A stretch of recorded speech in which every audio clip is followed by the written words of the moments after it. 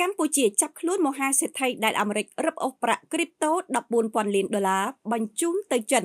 មហាសេដ្ឋីមានប្រាក់រាប់ពាន់លានដុល្លារដែលសហរដ្ឋអាមេរិកនិងចក្រភពអង់គ្លេសបានចាប់ប្រកាន់ជាមេគំនិត scam គ្រីបតូចំនួន$14,000 លានអាមេរិកត្រូវបានសមត្ថកិច្ចកម្ពុជាឃាត់ខ្លួន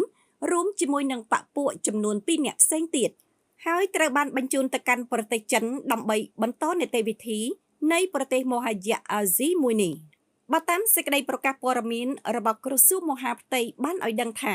ក្រសួងមហាផ្ទៃនៃរាជរដ្ឋាភិបាលកម្ពុជាសូមជម្រាបជូនសាធារណជនជាតិនិងអន្តរជាតិជ្រាបថាក្នុងក្របខ័ណ្ឌនៃកិច្ចសហប្រតិបត្តិការប្រយុទ្ធប្រឆាំងឧក្រិដ្ឋកម្មឆ្លងដែននិងផ្អែកតាមសំណើរបស់សមត្ថកិច្ចនៃសាធារណរដ្ឋប្រជាមានិតចិនសមត្ថកិច្ចនៃព្រះរាជាណាចក្រកម្ពុជាបានឃាត់ខ្លួនពលរដ្ឋចិនចំនួន3នាក់រួមមានឈ្មោះចេនស៊ីឈ្មោះស៊ូជីលៀងឈ្មោះសៅជីហុយបញ្ជូនទៅកាន់ប្រជាមានិតចិនប្រតិបត្តិការនេះបានធ្វើឡើងកាលពីថ្ងៃទី6ខែមករាឆ្នាំ2026បន្ទាប់ពីសមត្ថកិច្ចនៃព្រះរាជាណាចក្រកម្ពុជានិងសមត្ថកិច្ចនៃសាធារណរដ្ឋប្រជាមានិតចិនបានសហការគ្នាស៊ើបអង្កេតអស់រយៈពេលជាច្រើនខែកន្លងមកហើយលោកមហាសេដ្ឋីចេនស៊ីបានចូលមកបោះទុនវិនិយោគនៅក្នុងប្រទេសកម្ពុជានិងមានតួនាទីជាប្រធានក្រុមហ៊ុន Brin Holding Group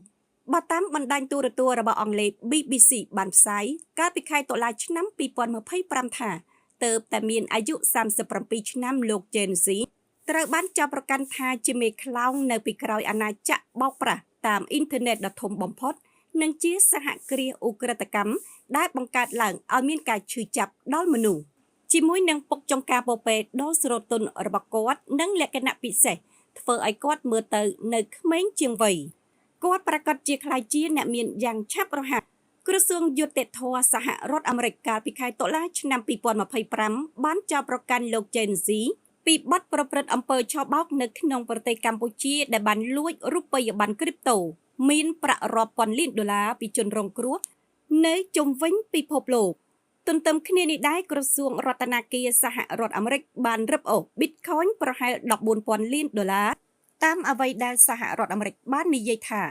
នេះជាការរឹបអូសរូបិយប័ណ្ណគ្រីបតូធំបំផុតរបស់ពិភពលោកមិនធ្លាប់មានពីមុនមក